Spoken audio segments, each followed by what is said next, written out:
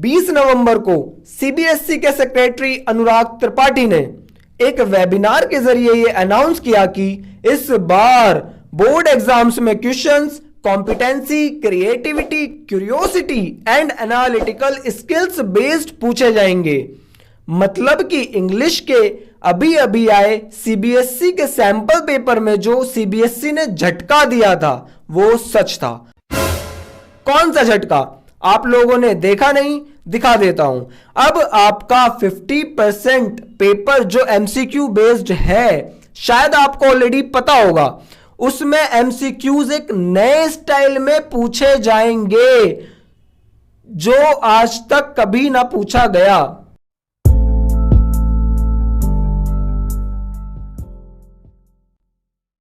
ये सभी एक नए स्टाइल ऑफ क्वेश्चंस इंट्रोड्यूस किए गए हैं जिन्हें इन्फ्रेंस बेस्ड क्वेश्चंस कहते हैं। इसमें आपको किसी चीज को समझना होता है, उसका निष्कर्ष निकालना होता है और जो गिवन ऑप्शंस होते हैं उनके सबसे क्लोजेस्ट ऑप्शन को उससे मैच करना होता है और मार्क कर देना होता है। चाहे फिर आपके क्वेश्चन रीडिंग पैसेजेस के हो या फिर लिटरेचर के हो, एक्सट्रैक्ट्स हो, फुटप्रिंट विदाउट फीट के या फिर फर्स्ट फ्लाइट के।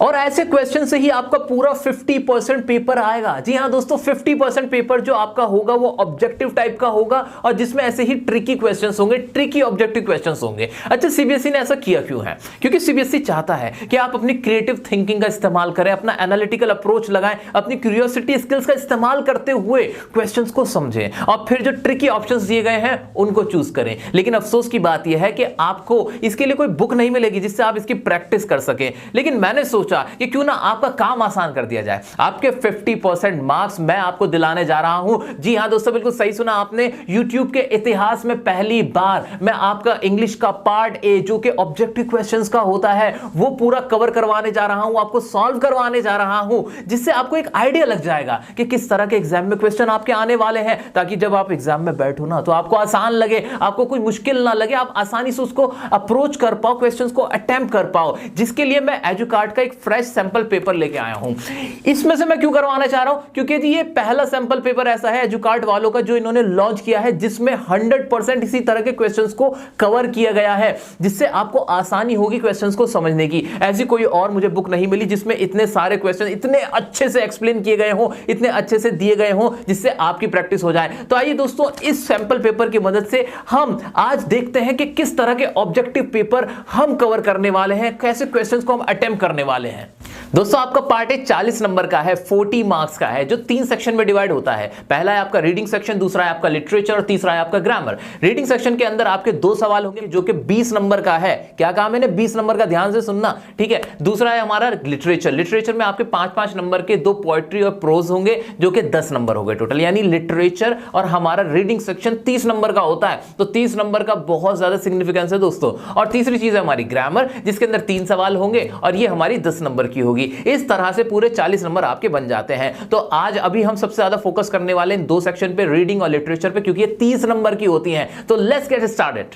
तो मेरे बोर्ड वालों, मेरे हाथ में इस वक्त एजुकार्ड का सैंपल पेपर है। ये न्यूली लॉन्च सैंपल पेपर है। इसके अंदर जो आपके नए वाले एमसीक्यूज आएंगे, ऑब्जेक्टिव क्वेश्चंस आएंगे, वो इसमें लिखे हुए हैं। उसकी प्रैक्टिस आप इससे कर सकते हो। तो अगर आप इसको परचेस करना चाहते हो तो डिस्क्रिप्शन में लिख देता हूं, वहां से जाके इसको परचेस कर सकते हो। फिलहाल आपको कुछ नहीं करना है, बस स्क्रीन पे ध्यान से देखते रहो। मैं आपको ये सॉल्व करवाने वाला हूं। इसी तरह के क्वेश्चन आपके एग्जाम में आने वाले हैं। तो आइए ध्यान से देखते हैं क्या क्या इसके अंदर दिया गया है। तो मैं सैंपल पेपर 4 खोल रहा हूं जो पेज नंबर 53 पे है, ठीक है। इसमें सबसे ऊपर ही लिखा है कि मैक्सिमम मार्क्स 80 है, 80 मार्क्स का आपका पेपर है, जिसके अंदर पार्ट ए 40 मार्क्स का है। यानी 50% मार्क्स किसमें है? पार्ट ए में है। और पार्ट ए में क्या क्या मैं आपको बता ही चुका हूं, क्या 3 सेक्शन है, रीडिंग, लिटरेचर और ग्रामर।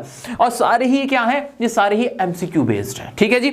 उसके अंदर लिखा है कि भाई रीडिंग सेक्शन 20 मार्क्स का है। मैंने आपको बताया था 20 नंबर के आपके रीडिंग सेक्शन हो रहा है। कुछ भी नहीं करना, रीड करना है, समझना, आंसर देने हैं, टिक लगाना है, 20 नंबर पक्के। हाँ, इतना आसान है ये। अब इसमें पैसेज है, आपके 2 पैसेज हैं। पैसेज को करने का तरीका क्या होता है, मैंने आपको अपनी पुरानी पिछली वीडियोस में बताया हुआ है कि पैसेज करने के लिए आप डायरेक्ट क्वेश्चन पे जंप कर जाओ, क्वेश्चन को सबसे पहले पढ़ लो और फिर उसका आंसर ढूंढो। लेकिन अब जो ये चेंज आया है, अब जो एमसीक्यूज बदल गए हैं, तरीका बदल गया है, आपकी एनालिटिकल जो अप्रोच है उसको देखा जाएगा, आपकी क्रिएटिव थिंकिंग को देखा जाएगा। उसमें ये वाली टेक्निक काम नहीं करने वाली है। मैं ही अब आपसे कह रहा हूं कि अब से बोर्ड वालों ध्यान से सुन लो, आपको पूरा पेपर पढ़ना पड़ेगा, जो पूरा पैसेज है ना ये पूरा पढ़ना पड़ेगा।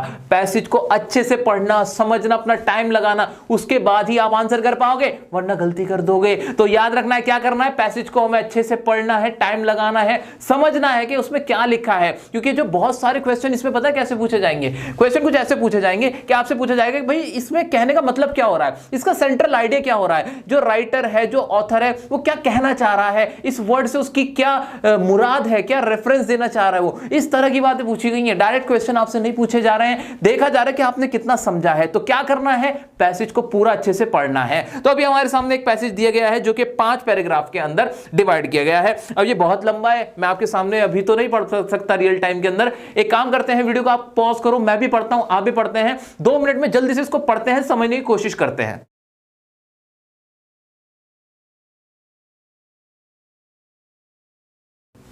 तो मेरे दोस्तों, मैंने देखा कि जो मेरा पूरा पैसेज था ये वल्चर्स के ऊपर था, गिद्ध के ऊपर था, कि गिद्ध कैसे खाते हैं, उनकी चोंच का क्या काम होता है और किस तरह से वो खत्म हो गए, किस तरह से वो मर गए, उनके बारे में मेनली सारी जानकारी दी गई थी। इंडिया के अंदर गिद्ध कैसे रहते थे, उनका क्या रोल था, ये सारी बातें गिद्ध के ऊपर थी मेनली। ठीक है, अब इनके ऊपर बेस क्वेश्चन देखते हैं। पहला मेरा क्वेश्चन है, On the basis of your understanding of the passage, answer any 10 questions from the 12 that follow. देखो कितना आसान काम किया गया है। आपसे कहा गया कि on the basis of your understanding, यहां पे जिस छुपा हुआ है, ये कह रहा है जितना आपने समझा है, समझने के ऊपर आपके नंबर मिलेंगे। ठीक है, तो समझने के ऊपर आपके नंबर है, क्वेश्चन आपके समझने अंडरस्टैंडिंग के ऊपर है, और 12 में से 10 सवाल अटेम्प्ट करने हैं। ठीक है, तो अब आप कहोगे कि भाई ये वाला सवाल समझ नहीं आ रहा, इसमें कुछ बहुत ज्यादा टिपिकल क्वेश्चन पूछा गया है, तो आप उसको स्किप कर सकते हो, आपके पास 2 क्वेश्चन की चॉइस है। ठीक है, vultures serve an important role in the ecological cycle as, जो वल्चर होते हैं बहुत इंपॉर्टेंट रोल प्ले करते हैं इकोलॉजिकल साइकिल के अंदर। इस तरह का ना पैराग्राफ में था, अगर आपने ध्यान से पढ़ा होगा, सेकंड पैराग्राफ के अंदर साफ साफ लिखा हुआ है, vultures serve an important role in the ecological cycle processing dead bodies of animals. आपको पता ही होगा गिद्ध क्या करते हैं, जो मरे हुए जानवर होते हैं उनका जो मृत शरीर होता है उसको खाते हैं। कौन, जो गिद्ध होते हैं, वल्चर्स होते हैं। ठीक है, तो इसमें आपको ऑप्शन दिए गए, बड़ा आसान सा सवाल था ये, दे ईट लेस, ये कम खाते हैं। अब ये तो कोई आंसर नहीं हुआ कि कम खाते हैं। They help to maintain food web, ये भी नहीं है। Four, they process dead bodies of animals, तो ये आंसर मेरा था कि भाई क्या करते हैं, प्रोसेस करने में, जो डेड बॉडीज होती है एनिमल्स की, उनको खत्म करने प्रोसेसिंग में ये मदद करते हैं। तो इसका आंसर पहले का क्या हो जाएगा, बी आंसर हो जाएगा। ठीक है, आसान था, बहुत आसान था। आगे बढ़ते हैं। सेकंड क्वेश्चन बहुत मजेदार है। जैसा कि मैंने आपसे कहा था कि आपकी अंडरस्टैंडिंग को चेक किया जाएगा कि आप कितना समझ पा रहे हो, आपकी क्रिएटिव थिंकिंग कितनी है। आइए देखते हैं सवाल क्या है आपका। Choose the option that best captures the central idea of the passage from the given quotes. आपसे सेंट्रल आइडिया पूछ लिया, बात ही खत्म कर दी।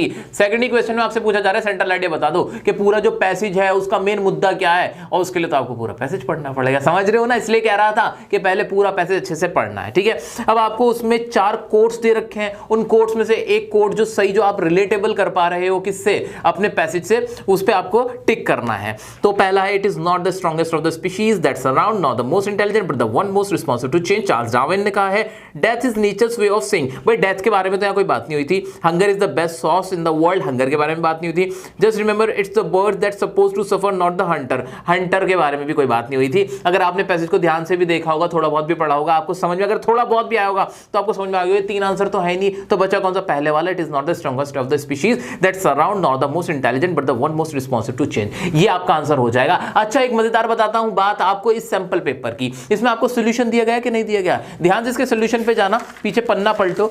सॉल्यूशन में आपको रीजन भी दिए गए हैं कि सही आंसर कौन सा और कौन से सही आंसर नहीं है, वो क्यों सही नहीं है, ये भी आपको बताया गया है। फॉर एग्जांपल सेकंड का देखो भाई, बी जो हमारा क्वेश्चन था उसमें ऑप्शन 1 को सही आंसर दिया गया है और पूरी एक्सप्लेनेशन दी गई है। एक्सप्लेनेशन में कहा गया है the passage doesn't talk about the life philosophy of death, not does it talk about hunger, so B and C are not the answer. इससे ज्यादा और क्या लोगे भाई, इससे ज्यादा क्या लोगे। आपको समझाया गया है भाई आंसर क्यों नहीं है। इसी तरह से एग्जाम में भी आपको अपना जो एनालिटिकल माइंड है, एनालिटिकल अप्रोच है, वो दिखाना है कि कोई आंसर सही नहीं है तो क्यों नहीं है। ध्यान से देख लेना, अपना थोड़ा सिक्स सेंस भी लगाना हो, कॉमन सेंस भी इस्तेमाल करना। ठीक है, आओ चलो आगे देखते हैं। Which of the following characteristics are apt about the writer in the following context? Meanwhile, there is a dramatic increase in secondary poisoning. Vultures feed on carcasses. Carcasses क्या होते हैं? जो भी लाशें होती हैं उनको बोलते हैं, जो मृत शरीर होता है. With poison intended to kill jackals or other predatory carnivores, or they are poisoned by the lead in animals left behind by their hunters. तो राइटर का इस पे क्या कहना क्या? राइटर्स क्या ये बात जो उसने कही है कि भाई जहर दिया जाता है जो क्या कहते हैं वल्चर्स होते हैं उनको, तो इससे उसका कहने का मतलब क्या है कि वो नेग्लिजेंट है, बहुत ज्यादा कंसर्न है, पेशेंट है, वरीड है, केयरिंग है, इंफॉर्मेटिव है. अब आपको ऑप्शन दिए गए 1 and 3, 4 and 5, 2 and 5, 3 and 6. इस तरह से आपको ऑप्शन दिए गए. भाई हमें तो ऐसा लग रहा है कि वो कंसर्न है और क्या है, वो वरीड है. क्या है? कंसर्न है और वरीड है. क्योंकि देखो नेग्लिजेंट तो बिल्कुल भी नहीं है, नजरअंदाज थोड़ी कर रहा है इन चीजों को. इंफॉर्मेटिव कोई इंफॉर्मेशन थोड़ी दे रहा है. पेशेंट कोई उसको बहुत ज्यादा सब्र थोड़ी है. केयरिंग किस चीज की केयर कर रहा है? केयर थोड़ी कर रहा है. तो कंसर्न एंड वरीड मुझे सही आंसर लग रहा है. 2 and 5 जो इसका है वो आंसर सही होगा. सी इसका आंसर हो जाएगा. तो हमने देखा कि क्या आंसर सही नहीं होना चाहिए और क्या सही है, दोनों को कंपैरिजन भी कर लिया तो और हमें पूरा आंसर पक्का सही पता चल गया. नेक्स्ट हमारा which of the following will be the most appropriate title for the passage. लो सारी बात खत्म. सारे पैसेज को जितना भी आपने पढ़ा था उसका टाइटल मांग रहा है. अब बताओ कैसे दे दोगे बिना पढ़े? पैसेज को तो पढ़ना ही पड़ेगा. चलो भाई बताओ भाई टाइटल क्या होगा पैसेज का? Mysteries of vultures the extinct species. भाई मिस्ट्री है कोई वल्चर? नहीं भाई, गिद्ध कोई मिस्ट्री थोड़ी है. कोई ये गीजा के पिरामिड थोड़ी हो गए. एक्सटिंक्ट स्पीशीज क्या ये गायब हो गए हैं, विलुप्त हो गए? बिल्कुल नहीं भाई.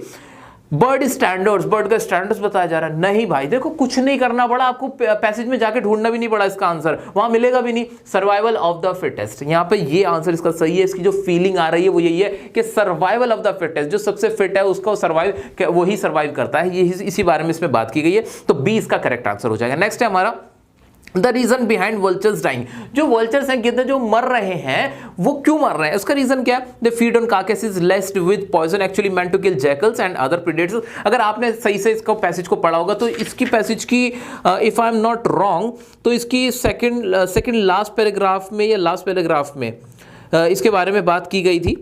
ये लास्ट पैराग्राफ में बात की गई थी. वल्चर्स फीड ऑन, ये जो आपके नीचे ही लाइन लिखी है, vultures feed on carcasses laced with poison intended to kill jackals और अदर प्रेडेटरी कार्निवोर्स और they are poisoned by the lead in animals left behind their hunters. तो इसमें कहा गया था कि उन्हें जहर देके मारा जाता है. इस तरह की बात की गई थी. तो थोड़ा बहुत भी मैं आपके लेवल पे आके समझने की कोशिश कर रहा हूं कि अगर मुझे वर्ड मीनिंग भी नहीं आता, कुछ नहीं आता, तो भी मैं कैसे कर सकता हूं. थोड़ा बहुत भी अगर आपको आइडिया लगे आप आंसर दे सकते हो. तो इसका आंसर सही आंसर क्या हो जाएगा? फर्स्ट आपका ए हो जाएगा. ई का आंसर ए हो जाएगा. They feed on carcasses laced with poison. ठीक है. दे आर उनका क्या शिकार किया जा रहा है? नहीं. देखो गलत आंसर गलत क्यों है ये भी देखो ना. They do not get enough to eat, क्या उनको खाना नहीं मिलता? ऐसा भी नहीं है. ठीक है. दे आर डिजीज, उनको बीमारी हो गई कोई. अरे भाई कैसी बातें कर रहे हो, उनको क्या कैंसर हो जाएगा? नहीं. ठीक है आगे बढ़ते हैं. What does the phrase moved in to take their place mean in the given paragraph? Moved in to take their place, इसका मतलब ही क्या हो रहा है? कहीं पे चले जाना और उनकी जगह ले लेना. देखो इसी बात से समझ में आ रहा है. अंडरस्टैंडिंग लगाओ, अपना माइंड लगाओ. कहीं चले जाना, जगह पे चले जाना, मूव कर जाना, किसी की जगह ले लेना, इसका मतलब क्या हुआ? ऑप्शन देखना. रिप्लेस देम, क्या आपको आपकी निगाह इस पे पड़ी, नजर इस पे पड़ी? रिप्लेस करना, सही बात है. रिप्लेस करना ही तो हो गया. कहीं जाना, उनकी जगह ले लेना. कुछ और पढ़ने की भी जरूरत नहीं है. Contributed in the task, help them, remove them, ये वाले आंसर हमारे हो ही नहीं रहे. हमें समझ में आ गया है इसका आंसर क्या होगा? सी होगा.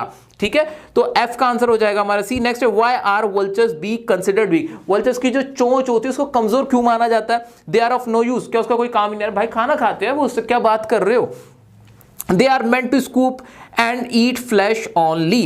यही बात है, वो सिर्फ उससे फ्लैश खाते, जो भी मीट होता है उसी को तो खाते हैं. तो आंसर इसका जी का मुझे पता है कि बी है, लेकिन सी पढ़ लेता हूं. They are used to kill their prey, वो कभी अपने जो शिकार उसको मारते नहीं, वो मरा हुआ ही खाते हैं, गिद्धों की. तो ये वाला आंसर तो बिल्कुल ही लॉजिकल था, ये वाला ऑप्शन जो था. और डी नन ऑफ देम, और नन ऑफ देम तो होगा ही नहीं क्योंकि मेरे को पता है कि इसका आंसर क्या हो जाएगा? बी हो जाएगा. They are meant to scoop and eat flesh only. ठीक है आगे बढ़ते हैं. एच को देखते हैं. The author attempts to make the readers dash through this writeup. Author ने क्या करने की कोशिश की है? जो राइटअप किया उसने, जो लिखा है, रिपोर्ट दी है, क्या वो कंसर्न्ड है? नहीं, इतना कोई खास कंसर्न तो नहीं है वो कि वो किस चीज के लिए चिंता कर रहा है. अवेकन्ड है कि वो बहुत जगा हुआ, ऐसा भी नहीं है. वो क्या था? बी इंस्पायर्ड, के इंस्पायर्ड है वल्चर से? नहीं भाई, गिद्धों से इंस्पायर्ड थोड़ी है वो. डी अवेयर, वो क्या करना चाह रहा है? अवेयर करना चाह रहा है. आपने अभी ऊपर एक क्वेश्चन देखा था, सर्वाइवल ऑफ द फिटेस्ट, तो वो यही तो अवेयर कर रहा है कि भाई जो फिट होता है वही सर्वाइव करता है. तो ये जितने भी क्वेश्चन अभी हमने पढ़े, बार बार मैं कह रहा हूं, इसमें आपको आंसर ढूंढने की जरूरत नहीं है, क्रिएटिव थिंकिंग के ऊपर है.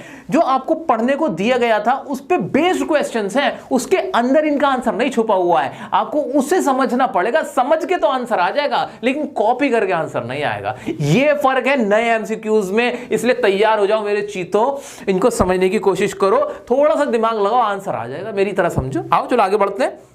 नेक्स्ट है what's an interesting fact given in the passage about the vulture. Vultures के बारे में इंटरेस्टिंग फैक्ट क्या है? ऑप्शन देखना, दे ईट कॉप्स, वो कॉप्स को खाते हैं। क्या इंटरेस्टिंग फैक्ट है भाई? ये तो नॉर्मल सी बात है, जो घोड़ा है, गधा है, वो घास नहीं खाएगा तो क्या खाएगा? रोटी खाएगा क्या? दे आर इनॉर्मस, वो इनॉर्मस होते, इसमें क्या बड़ी बात हो गई? They can not digest drugs, वो ड्रग्स को डाइजेस्ट नहीं कर सकते। ये इंपॉर्टेंट बात थी, सेकंड पैराग्राफ में साफ साफ लिखी हुई थी, इंटरेस्टिंग फैक्ट था, तो इसका आंसर क्या हो जाएगा? बी हो जाएगा। किसका है? हमारे आई का भी हो जाएगा। नेक्स्ट है हमारा choose the option that correctly states the two meanings of boast as used in the passage. Boast का इस्तेमाल पैसेज में जिस तरह से हुआ है उससे कनेक्ट करते हुए आपको इन दो, यहां पे दो कोई वर्ड है उनको चूज करना है, ठीक है। To brag about oneself, to exaggerate, पहले ही दो से मुझे आंसर पता चल गया, ज्यादा कुछ देखना भी नहीं पड़ा भाई। क्या होता है टू एक्सेजरेट करना, बड़ा चढ़ाकर बताना, इसी तरह से to brag about one self, तो हमारा जो आंसर हो जाएगा ऑप्शन में वो 1 और 2 हो जाएगा, और जो कि है बी, तो जे का आंसर क्या हो जाएगा? बी हो जाएगा। ज्यादा जानकारी के लिए आप इसका सोल्यूशन देख सकते हो, वहां पे साफ साफ लिखा हुआ है कि भाई हमारा ये सी आंसर क्यों नहीं हुआ, डी आंसर क्यों नहीं हुआ, ये सब उसमें लिखा हुआ है, ठीक है। अभी थोड़ा सा टाइम की लिमिटेशन है इसलिए मैं आगे बढ़ता हूं। नेक्स्ट हमारा select the option that makes the correct use of designated as used in the passage. Passage में जो डेजिग्नेटेड का इस्तेमाल हुआ है जिस तरह से, उस तरह से आपको इन नीचे जो ऑप्शंस दिए गए हैं उसमें इस्तेमाल करना है। डेजिग्नेटेड का वैसे इस्तेमाल किया जाता है किसी पोस्ट पे किसी को लगा देने को डेजिग्नेटेड कह देते हैं। सीएम बना देना, पीएम बना देना, किसी और पोस्ट पे लगा देना, किसी को कलेक्टर बना देना, वहां डेजिग्नेशन आता है, डेजिग्नेटेड होता है, ठीक है। लेकिन पैसेज में डेजिग्नेटेड का इस्तेमाल कुछ अलग हुआ है। फर्स्ट पैसेज जो पैराग्राफ है उसकी फर्स्ट लाइन में लिखा है evolution has designated vultures to be the ultimate scavengers. यहां पे तारीफ की गई है, कॉम्प्लीमेंट दिया गया है, इस तरह से डेजिग्नेटेड का इस्तेमाल हुआ है। और जैसे मैं देख पा रहा हूं ऑप्शन जो बी है उत्तराखंड, उसमें सिर्फ ऐसे बताया गया कि कहीं कोई तारीफ की गई है, कॉम्प्लीमेंट दिया गया, बाकियों में तो सिर्फ पोस्ट के बारे में ही बताया गया ना, चीफ मिनिस्टर के बारे में, प्राइम मिनिस्टर के बारे में, या फिर क्लास के मॉनिटर के बारे में, ठीक है, वहां पोस्ट के बारे में। लेकिन जिस तरह से पैसेज में बताया गया वो सिर्फ उत्तराखंड वाले में बताया गया है। Uttarakhand is designated as land of gods, Uttarakhand को लैंड ऑफ गॉड्स की तरह डेजिग्नेटेड किया जाता है, कॉम्प्लीमेंट की तरह दिया गया था। तो पैसेज में जैसे इस्तेमाल हुआ था, सेक्शन इसमें ऑप्शन बी में इस्तेमाल ऐसा ही हुआ था, तो के का आंसर हो जाएगा बी, ठीक है जी। आगे बढ़ते हैं। लास्ट क्वेश्चन है, वैसे मैं आपको ऑप्शन वाले भी करा रहा हूं, इसमें से आपको सिर्फ 10 करने थे लेकिन एक्स्ट्रा करा रहा हूं भाई, ठीक है। What is the message conveyed in the last paragraph of the passage. Last paragraph जो है हमारे पैसेज का, उसमें क्या मैसेज कन्वे किया गया है देख लेते हैं। Human activities need to be control to provide vultures open spaces to scan for food and nest. इससे ज्यादा अच्छा तो मुझे कुछ लग ही नहीं रहा है, क्योंकि इसमें साफ साफ यही तो कहा गया था लास्ट पैराग्राफ, आपने अगर आराम से पढ़ा हो कि जो ह्यूमन एक्टिविटीज है उन्हें कंट्रोल करना चाहिए ताकि वल्चर्स जो है वो घूम सके, स्कैन कर सके, अपना खाना खा सके, ठीक है। जो नीचे के 3 है वो तो बिल्कुल बकवास है कि वल्चर्स को जैकल्स के द्वारा किल किया जा रहा है, वो एक्सटिंक्ट हो चुके हैं, ऐसा कुछ भी नहीं, रिस्पांसिबल है एक्सटिंक्शन के खुद के ही, ऐसा कुछ भी नहीं था, ठीक है। तो इसका आंसर क्या हो जाएगा? एल का ए हो जाएगा। बाकी जो बाकी आंसर सही नहीं है उसका आंसर आपको मिल जाएगा, सॉल्यूशन में जाओगे तो दिख जाएगा, साफ साफ लिखा हुआ है कि भाई कोई आंसर सही नहीं है तो क्यों सही नहीं है दोस्तों। तो ये हमारा पहला पैसेज खत्म होता है। आइए अब देखते हैं दूसरा पैसेज।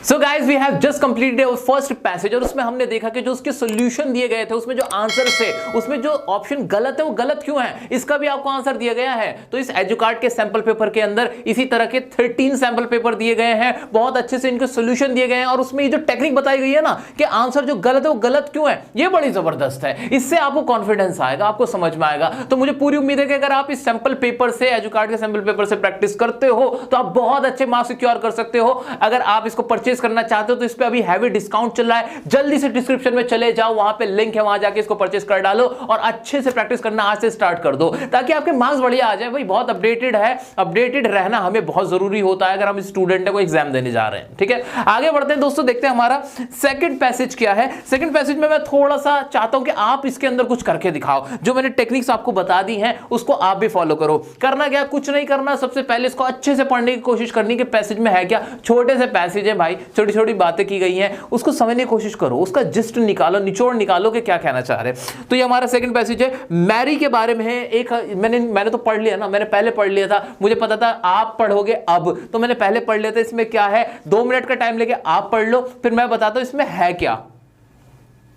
मेरे प्यारे बच्चों, इसमें कुछ भी नहीं था। मैं आपको मोटा मोटा बता देता हूं इसके अंदर क्या था। मैरी एक साइंटिस्ट थी, किस तरह से उन्हें एक वुमन होने की वजह से पढ़ने नहीं दिया गया, किस तरह से वो फिर कहीं और जाके उन्होंने डिग्री हासिल करी, एक बहुत बड़ी साइंटिस्ट बनी, कैसे उनके हस्बैंड की डेथ हो गई, कैसे उन्होंने अपना जीवन साइंटिस्ट बनने में या साइंस की रिसर्च करने में लगाया, इसके बारे में मेन बात की गई है। तो इसमें अगर छोटी सी टेबल देखोगे, देखो टेबल दे दी भाई, टेबल दे दी। अब इसमें आपको थोड़ा नया तरीका है ना, देख पा रहे हो, कुछ नयापन महसूस कर पा रहे हो। टेबल दे दी है जहां पे आपको बता रखा है इवेंट क्या हैपन हुआ, कौन से साल में हुआ, इससे भी आपको डिटेल्स मिल जाएगी कि भाई उन्होंने ग्रेजुएशन हासिल करी, हाई स्कूल से ग्रेजुएट हुई, उनकी मदर जो थी वो दुख से मर गई, उनकी जो सिस्टर थी ब्रोनिया, उन्होंने मेडिकल स्कूल से ग्रेजुएशन किया, और जो मैरी क्यूरी थी वो क्या थी, the first woman with the degree in physics में डिग्री पाने वाली पहली वुमन थी, the first woman to graduate in France में ग्रेजुएट होने वाली पहली वुमन। तो मोटी मोटी बस इसमें जानकारी दी गई है, सवाल आपसे पूछे गए हैं, ठीक है। तो पहला क्वेश्चन देखते हैं without any further delay.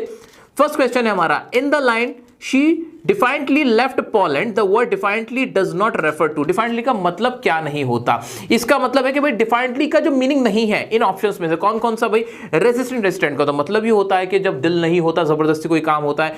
Openly का मतलब होता है खुले रूप से, ये है ऐसा जो इसका ऑपोजिट है। तो ज्यादा कुछ देखना नहीं पड़ा, इसका आंसर मुझे क्या मिल गया, डी, ए का डी। इसका पैसेज से कोई लेना देना नहीं था, बस आपको समझना था कि पैसेज में किस तरह से इस्तेमाल हुआ है, उसी तरह से आपको इसका मीनिंग निकालना था। नेक्स्ट है हमारा, the events in the life of Marie Curie could reveal the following points. Marie Curie की लाइफ से क्या चीजें निकल के सामने आती है। She was determined to receive a higher education. सच बताऊं तो पहली ही लाइन से मुझे इसका आंसर पता चल गया, क्योंकि पढ़ना चाहती थी भाई, उनको पढ़ने नहीं दिया जा रहा था। अगर आपने अच्छे से पैसेज को पढ़ा था, थोड़ा बहुत भी पढ़ा था ना, तो भी समझ में आ जाएगा, ठीक है। बहुत इजी आंसर था, मैं आगे इसमें जाने की जरूरत ही नहीं महसूस हुई। बी का आंसर हो जाएगा ए, बात ही खत्म, ठीक है।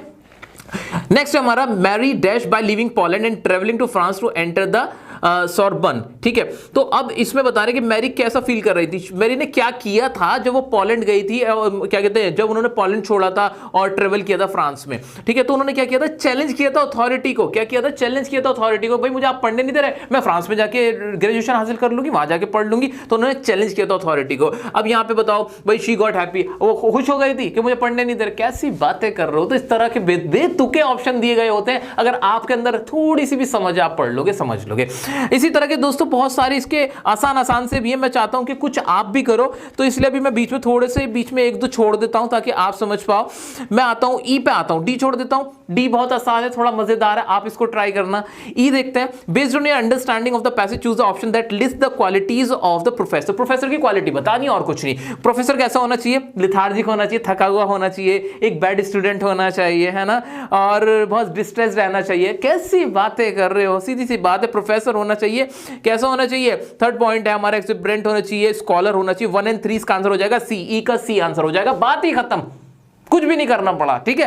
अच्छा एक बात बताऊं, जो आपको मैं आप होमवर्क दे रहा हूं ना, आप कमेंट में उसका आंसर लिखोगे। कुछ समझ नहीं आता आप मुझसे पूछ लेना, इंस्टाग्राम पे पर्सनल में जाके पूछ सकते हो, डियर सर काशिफ की आईडी, वहां जाके मुझे मैसेज कर लेना, कोई दिक्कत आती है, लेकिन करनी है, प्रैक्टिस करनी है, होमवर्क करना है। नेक्स्ट है हमारा, Even though she became fatally ill by working with radium, Marie Curie was never। Radium एक नाम का एक मेटल होता है, कोई एक तरह का सब्सटेंस होता है जिसके जो हानिकारक प्रभाव थे, इफेक्ट से वो उसको पड़ गए थे। जो हमारी मैरी थी वो बहुत इल हो गई थी, लेकिन उन्होंने क्या किया था, उन्होंने was never, वो कभी भी डिसइल्यूजन नहीं हुई थी। वो क्या हुई थी, डिसइल्यूजन मतलब वो बहकी नहीं थी, वो अपने काम से हटी नहीं थी, इसका मतलब ये हुआ था, ठीक है, अपने रास्ते से हटी नहीं थी। तो ये इसका आंसर होना था। तो मैंने कुछ ज्यादा पढ़ने की कोशिश भी नहीं की थी, पढ़ने की जरूरत भी नहीं, चेयरफुल हो गई थी, मतलब खुश हो गए। कैसी बात, अगर बीमार पड़ के कोई खुश होता है तो बेकार के इसमें पॉइंट थे। तो डिसइल्यूजन वर्ड पैसेज में यूज हुआ है, साफ यूज हुआ है। अगर आप जाके देखोगे तो इसमें लिखा हुआ भी है कि वो डिसइल्यूजन नहीं हुई थी। ये लिखा आपका थर्ड लास्ट लाइन में, शी नेवर बिकेम डिसइल्यूजन। तो बीच बीच में इन्होंने आसान सवाल भी डाले हुए हैं, तो वो आप देख सकते हो, ठीक है।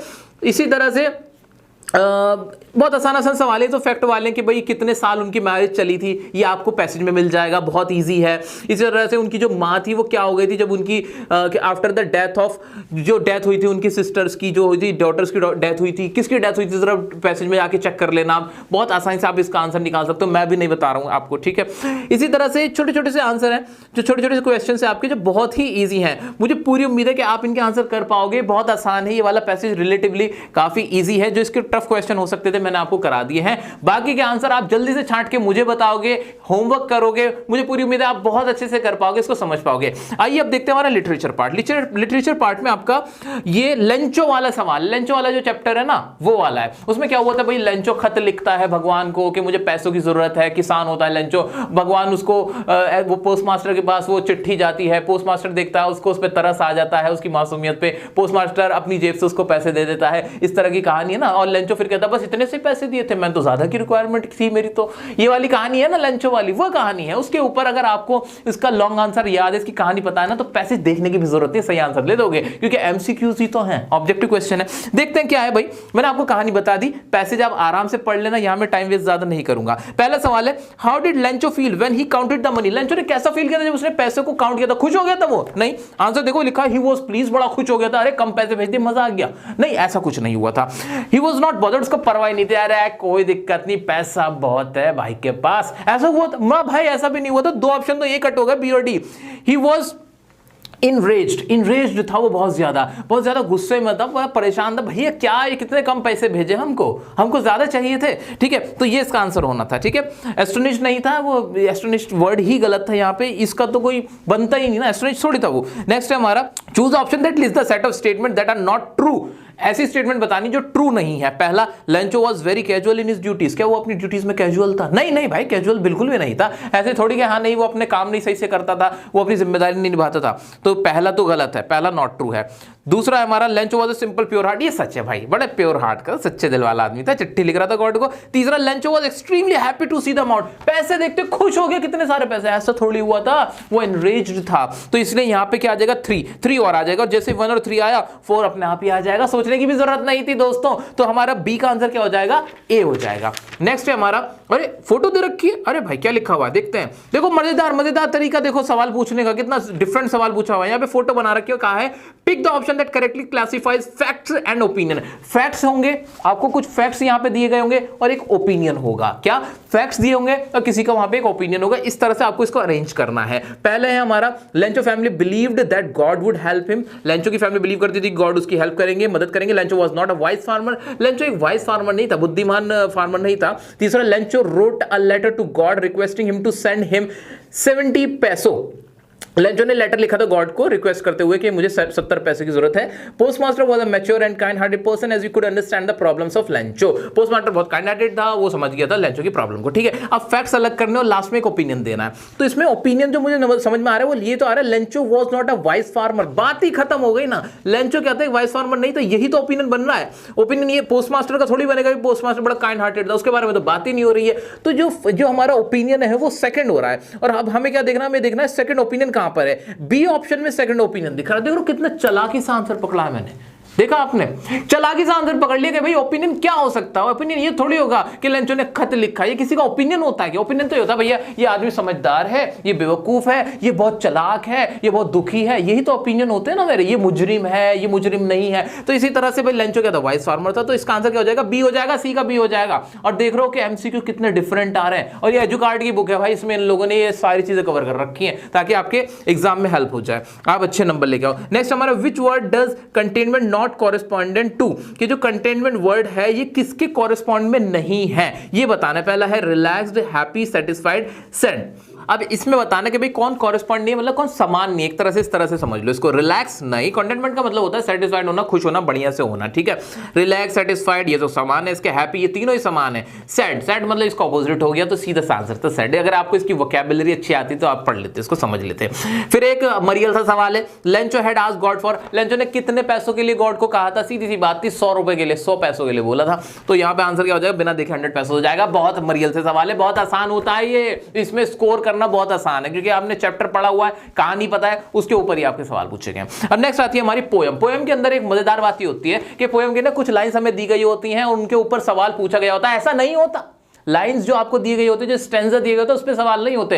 पोयम पे, पूरी पोयम पे सवाल होते हैं एक्चुअली। तो इसलिए हमें इस भ्रम में नहीं रहना है, हमें इस भ्रम में नहीं रहना है कि जो लाइंस हमें 2-3 दी गई होती है उसके ही बेस पे सवाल है। पूरी पोयम पे कहीं ना कहीं सवाल पूछा जाता है। आइए देखते हैं क्या है। The way a crow Shuk down on me the dust of snow from a hemlock tree. ठीक है, कि क्रो था, उसने क्या किया था, कुछ बर्फ गिरा दी थी, मेरे ऊपर स्नो गिर गई थी, एक हेमलॉक ट्री के ऊपर बैठा हुआ था। ठीक है, तो पहला सवाल है find the synonyms of the word shook from the given options with respect to the poem. Poem के रिस्पेक्ट में, कि पोएम के अंदर कैसे इस्तेमाल हुआ शुक का आपको बताना है। यहां पे उसका सिनोनिम सरप्राइज हो जाना, नहीं सरप्राइज तो नहीं हुआ था वो। शिफ्ट हो जाना, नहीं शिफ्ट भी नहीं हुआ था कहीं। डिस्टॉर्ट हो जाना, डिस्टॉर्ट भी। थ्रो, कहीं ना कहीं उसने थ्रो की थी, क्या थी, जो स्नो थी वो थ्रो हुई थी। तो इसका आंसर क्या हो जाएगा, डी हो जाएगा। एक आंसर डी हो जाएगा। देख रहे हो, वोकैबुलरी का काम हो रहा था अभी फिलहाल। नेक्स्ट हमारा what's the rhyme scheme of the given stanza.